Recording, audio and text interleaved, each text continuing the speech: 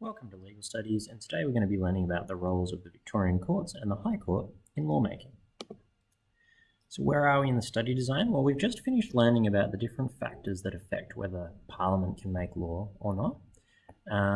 And now we're turning away from Parliament and we're starting to learn about the courts. And all of these dot points here are going to be about the courts. So we started with Parliament, then we're moving to the courts, and then this last dot point is going to be about how Parliament and court interact with each other.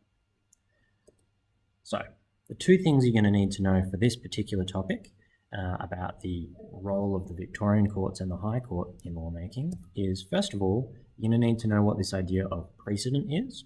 And second of all, you're going to need to be able to define this idea called statutory interpretation. So those are the two roles of courts in lawmaking, the two different ways that they make laws. So what are these things? Well, first of all, you might often think that Parliament is the only person or the only people who make the law.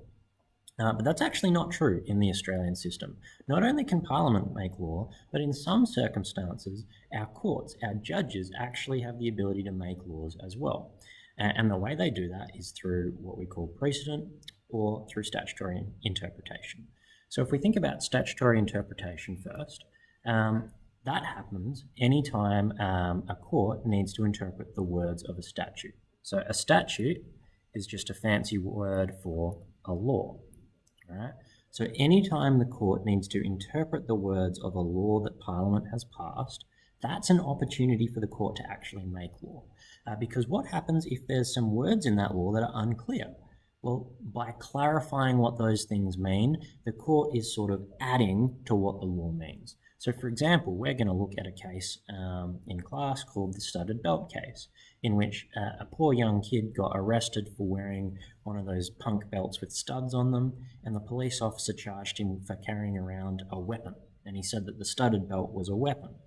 And it went to court, and the judges basically had to make this decision. Oh, well, is a belt a weapon or is a belt not a weapon?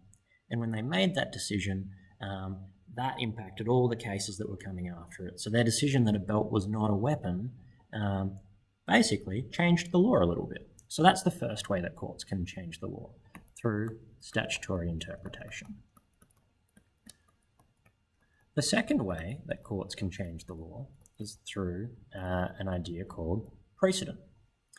And precedent is just the idea that whenever the court makes a decision, courts in the future should try and follow that decision, be consistent with that decision if possible. And that can come into play when, for example, they're having to make a decision about something that no existing law exists. So, for example, if there's no statute, there's no law that Parliament has written that covers a particular topic, and there's no previous court case that covers a particular topic, then the judge is going to have to make a decision on this completely new issue, because they can't just say, oh, well, no one's ever heard of this problem before, so bad luck. The judge has to make a decision to solve that person's case that's come before them.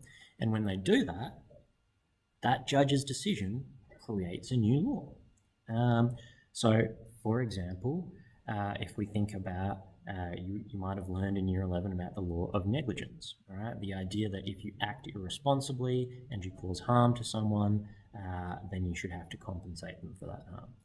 Well, that law was actually created by a judge, right? There was a period of time where that law didn't exist, and then someone came to the court and said, hey, I drank this ginger beer that had a snail in it, a rotten snail, it made me really sick, make them pay me back.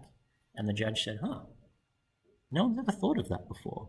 No one's ever come to the court before with that sort of a problem. You know what, you're right. I'm going to make that a thing, I'm going to call it negligence.